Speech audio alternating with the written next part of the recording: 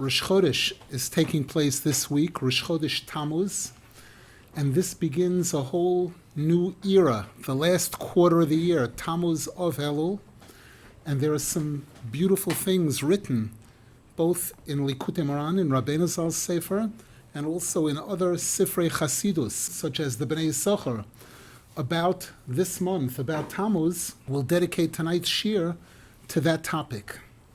Rabbeinu Zal, in chapter 217 in Likutei Moharan, tells us that there's a pasuk in Malachi, in the Novi Malachi, that begins with the words Zichru Toras Moshe.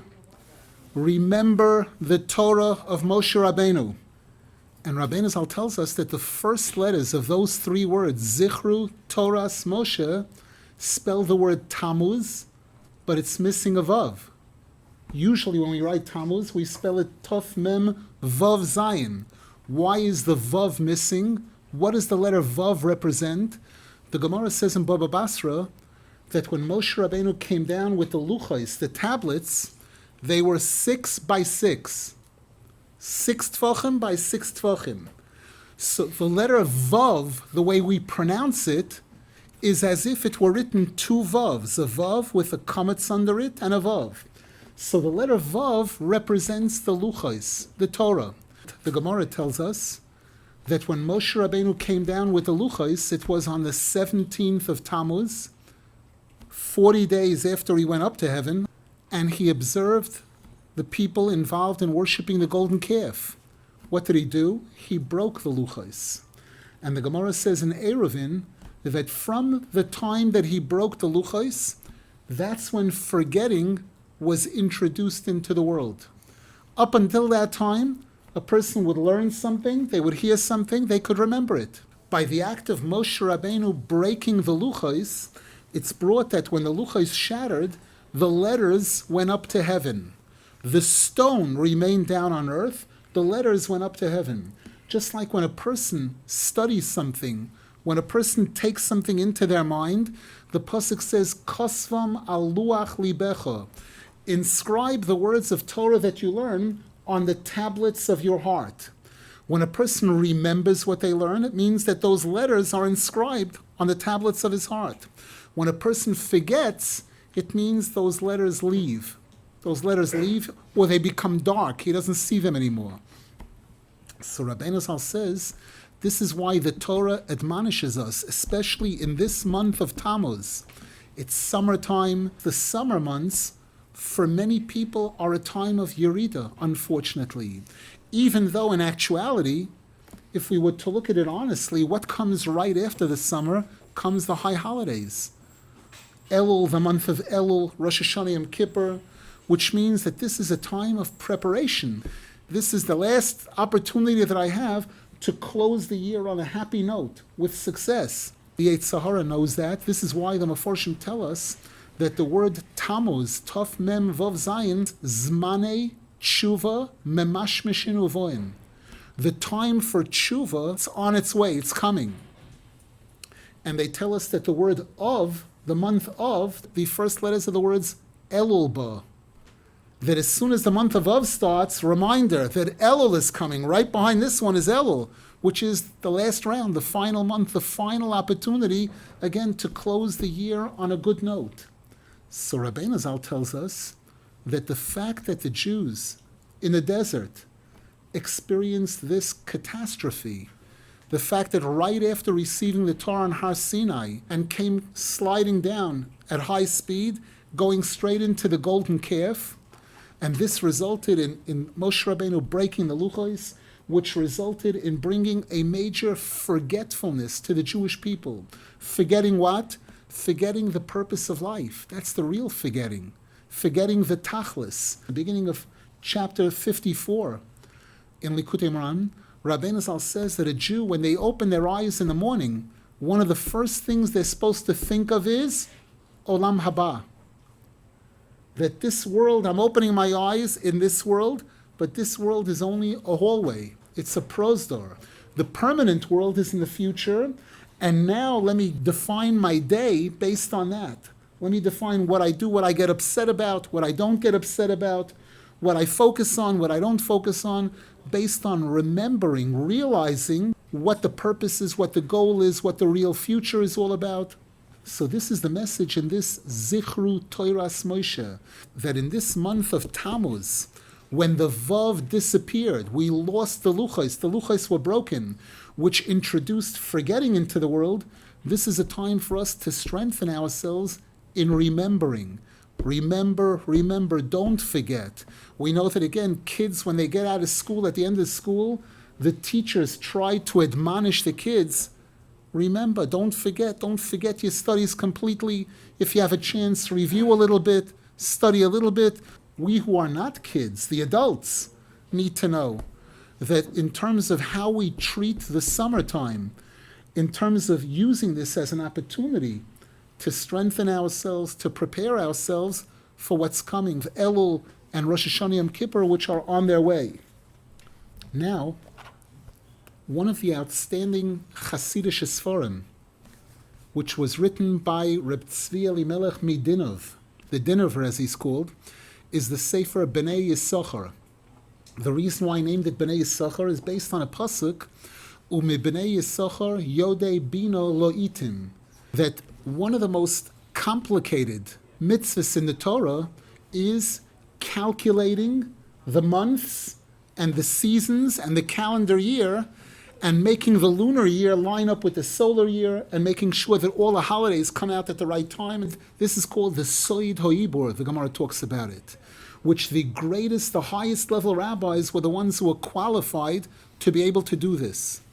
And the pasuk tells us, Bnei Yisachar Yoidei Bino Loitim, that from the tribe of Yisachar, they were outstanding Talmidei Chachamim, very, very learned, knowledgeable in these Loitim, these times, knowing how to calculate the times, the months, the calendar, the Jewish calendar. So the Bnei Yisachar wrote a sefer, this rabbi wrote a sefer, that goes through all the Jewish holidays, including Shabbos, Rosh Chodesh, and all of the months, all 12 months of the year, including all the holidays in them, bringing incredible enlightenment about the meaningfulness, the specialness of each month and the different holidays that take place in that month. One of the bases that he uses for this is a sefer called the Sefer Yetzirah, which the Gemara tells us was authored by Avraham Avinu. This is a sefer of deep, deep secrets of Torah. It's a small sefer physically, but each line in it is pages and pages of commentary and interpretation, explanation. In the Sefer Yetzirah, he shows us how the different letters of the Aleph Beis correspond to the different months of the year, how the different signs of the zodiac relate to the different letters of the alphabet, and to the different parts of the body, different organs, major organs of the body correspond to the months, etc. The letters of the Aleph Beis that correspond to the month of Tammuz and Av are the letters Ches and Tes. These letters, Ches and Tes, spell the word Chet. Now a person would say that's not true.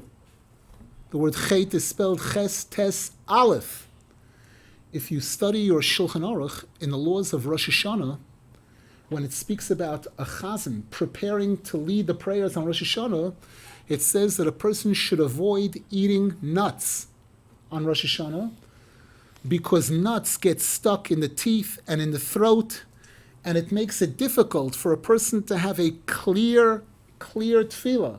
And it's brought that in addition, the word egois, which means nut, Aleph, Gimel, Vav, Zayin, is bigematria chet, sin. Now, if you add up the numbers, you'll see Aleph is 1, Gimel is 3, gives us 4, Vav is 6, gives us 10, and Zayin is 7, gives us 17. 17 is not chet. Ches Tes is 17. Chet is 18. Ches Tes Aleph is 18. So there are many explanations, many answers given to this. One of the answers that's given is that we know that even when a person commits a sin, it's not possible, it's not humanly possible for a person to commit a sin without Hashem. A human being cannot do anything without Hashem. We can't breathe, we can't see, we can't move. Nothing happens without Hashem. Which means in a sin also, Hashem is there. Where is Hashem in the sin? The answer is Hashem is the Aleph. The word Aluf in Hebrew means a leader, a master. The Aleph represents Alufoi Shaloilam, the master of the world.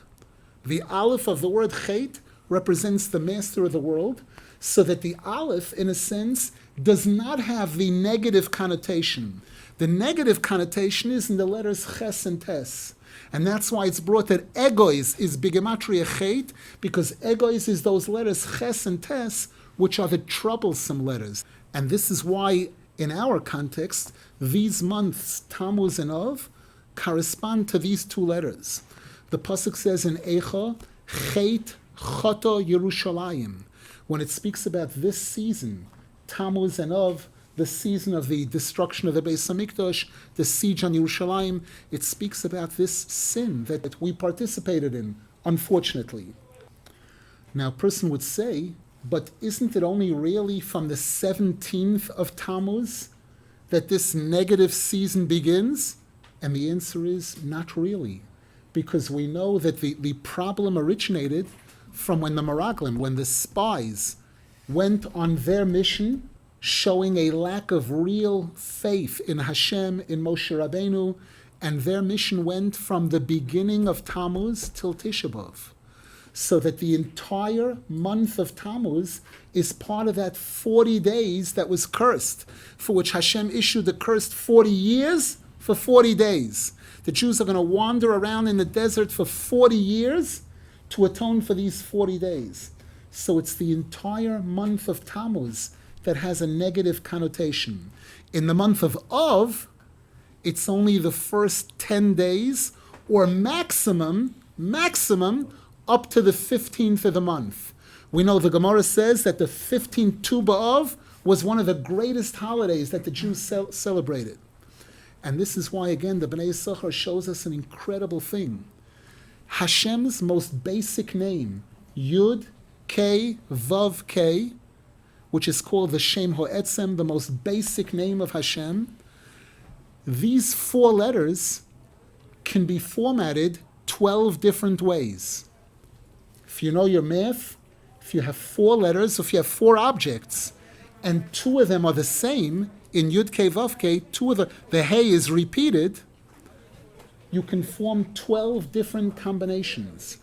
And each month of the calendar year, the Arizal shows us, has one of these 12 combinations. When the letters are in order, when things are in order, you ask a person, how are things? And a person says, Beseder. Things are going in order. In order means kindness, goodness. When a person says everything in my life is upside down means trouble, problems. When the letters of Hashem's name, Yud Kei Vav Kei, are in order, that month is a month of chesed, a month of kindness. It's brought that the month of Nisan, the combination of Hashem's name that corresponds to Nisan is Yud Kei Vav Kei, as is found in the pasuk Yismechu Hashamayim v'Sogel Haaretz. Heaven and earth rejoice. That's the month of Nisan. The month of Tammuz, it's completely upside down. Hey Vav, Hey Yud. It's the second half of the word is put in front of the first half, and then B is put in front of A in each case, totally upside down, which implies Midas Hadin, judgment. If there's a Midas Hadin in the month of Tammuz, it means a person has to be extra careful. A Jew is required to be careful, to live carefully, caution. Ushmartem v'nishmartem ma'oid lenafshei seichem. That's every month. In Tammuz, in the month of Tammuz, a person has to be extra cautious, not to take any unnecessary chances. It's a time for all of us to exercise a little bit of extra caution. Whereas the month of Av, the tziruf of Yud Kei Vav Kei for the month of Av, the first half is backwards.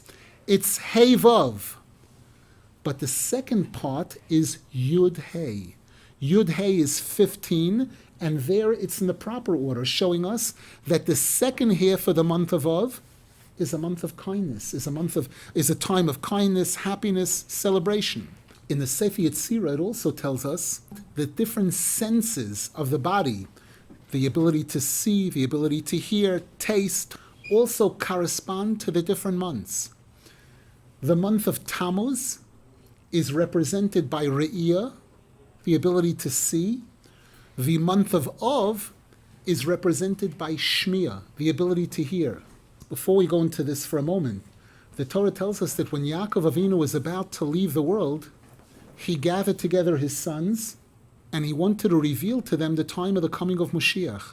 Suddenly the Shekhinah left him, and he saw he was not able, the information was no longer available to him.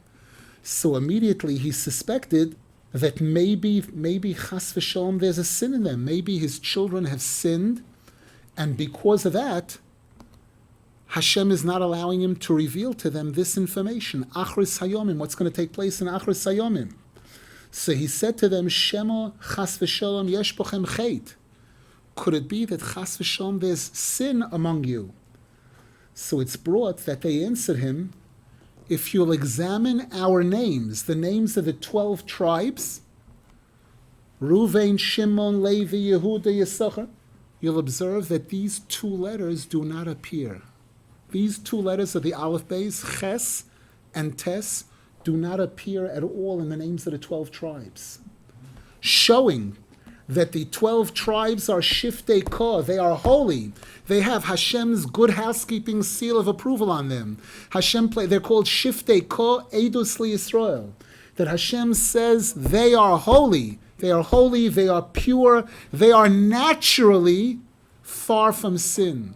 And when we fall into sin, chas v'shalom, it's unnatural. The pasuk says, "Vayisarvu bagoyim, vayilmedu mimaseim." That unfortunately, when we assimilate, when we go into exile, we live among non-Jews, then we start learning from their ways, and then it's possible for us to fall into sin.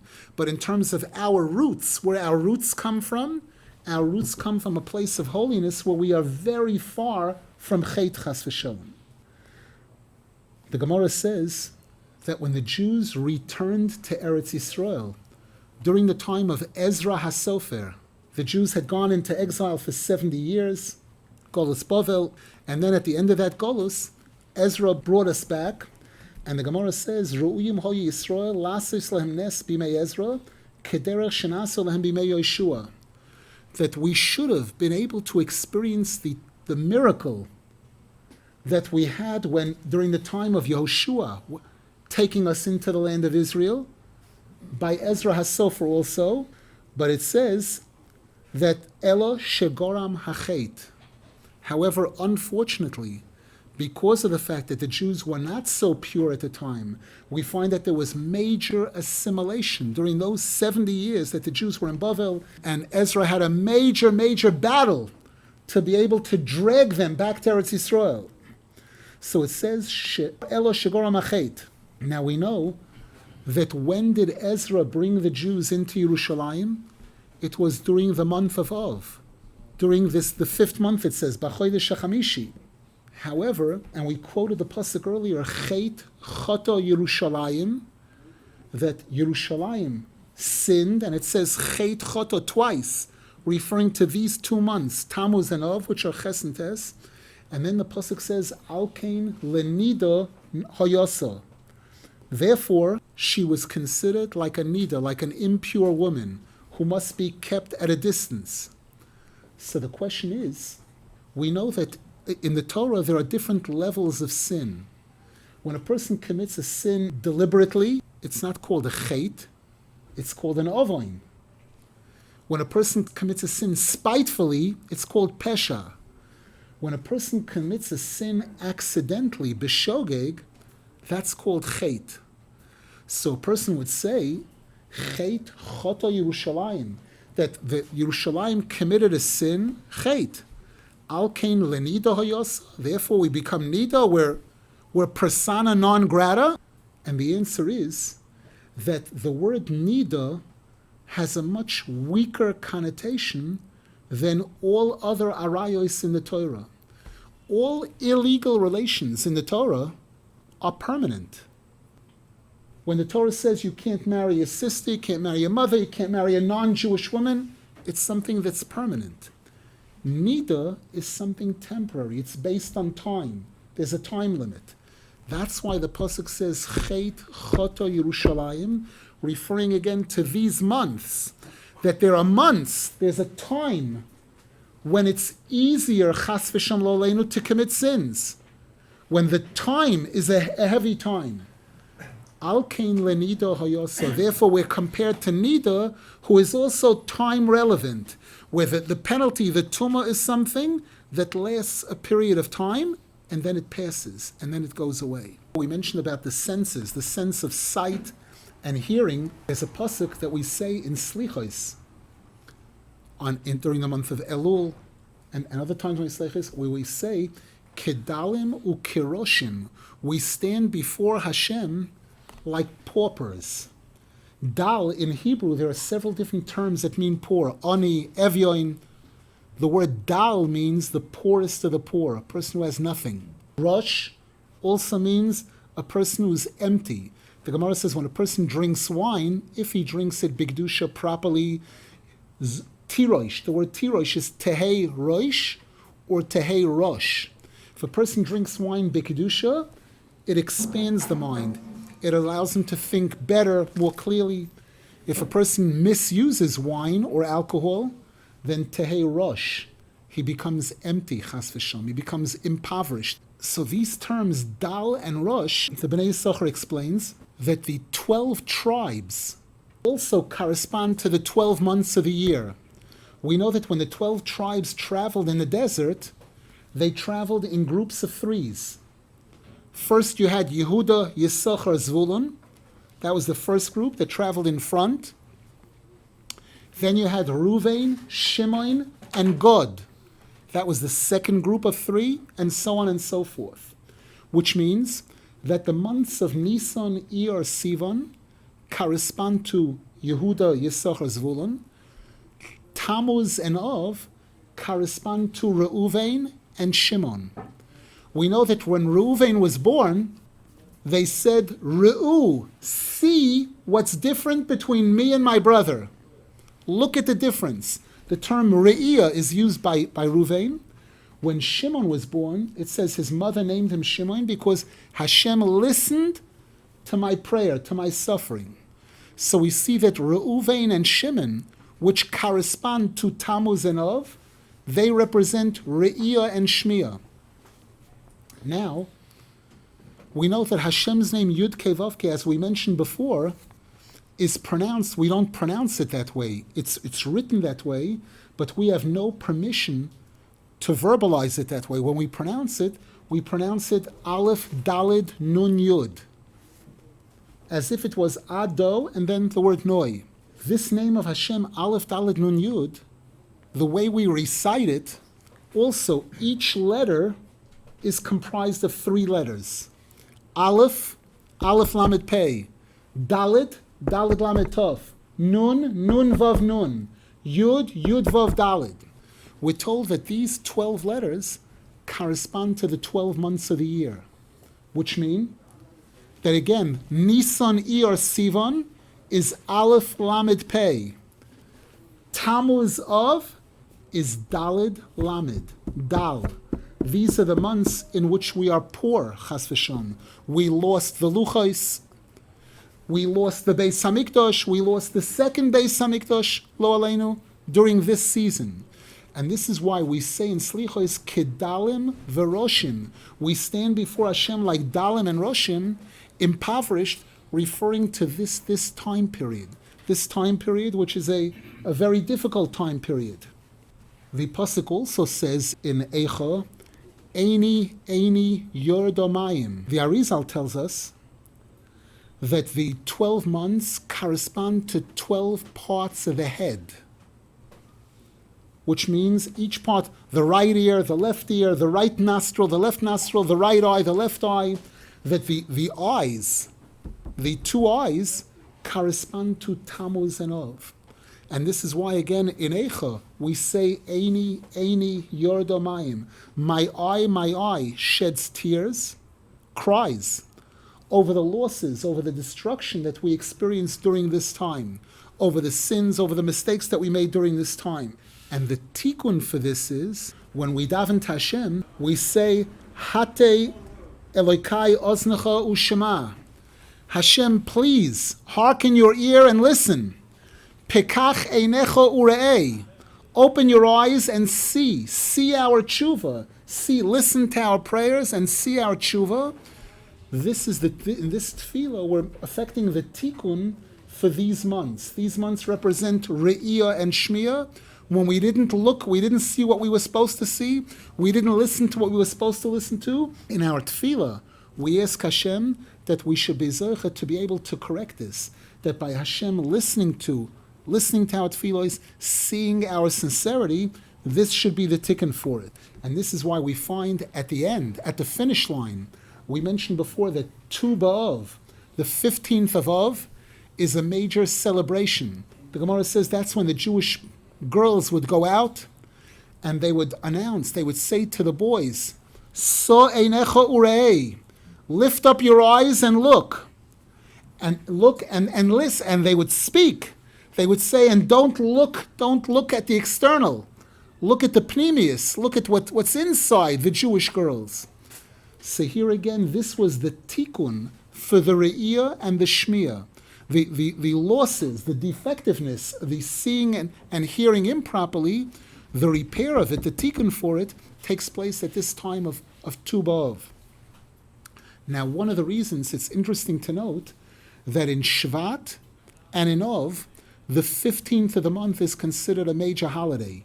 Tu B'Shvat, the Rosh Hashanah for the trees, and Tu B'Av, the Gemara mentions 5 different reasons for major celebration. One of the Meforshim points out, I believe the Bnei Yisachar mentions it, that one of these things that we celebrate about this is, the Gemara says that when a child is going to be born, 40 days before the birth of the child is when they announce in heaven the entire future of that child. That's when the celebration begins in heaven, heralding the birth of this child that's going to be born in 40 days.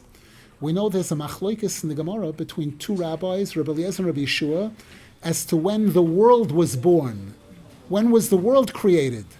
One opinion is that it's Ba'alef Tishrei, that Adam Arishon was created. The word Bereshis makes up the letters Ba'alef Tishrei. That's when Hashem created Adam, man, who is a combination of Shamayim and Eretz, heaven and earth, a soul and a body. If Adam was created on Aleph Tishrei, then when was the world created?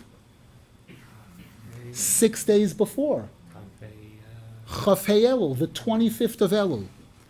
According to the opinion that says that Adam was created on Rosh Chodesh Nisan, then the world was created Chafei Adar. If 40 days before Chafei Adar is Tu B'Shvat. 40 days before Chafei Elul is Tu B'Av. This is one of the reasons why these are considered holidays, happy times, when Hashem heralded this new birth. We go back, we'll close with what we started with, that we mentioned that the message of Tammuz is Zichru Toras Moshe, to remember. When a person forgetting is associated with death, Chas v'Shalom. Nishkachti kameis milev. Remembering is associated with life. If we are zoiche during this season, when many people forget Chas v'Shalom, they forget responsibilities, they weaken in their commitment to Hashem. And if we remember what Klal Yisrael went through this season and use this as an opportunity to strengthen ourselves, and that schus will be zoiche that Hashem will turn around these months to months of celebration and joy. We'll be zoiche to see the rebuilding of the Beis HaMikdash with the coming of Moshiach, b'mehera b'yameinu, amen v'amen. Amen.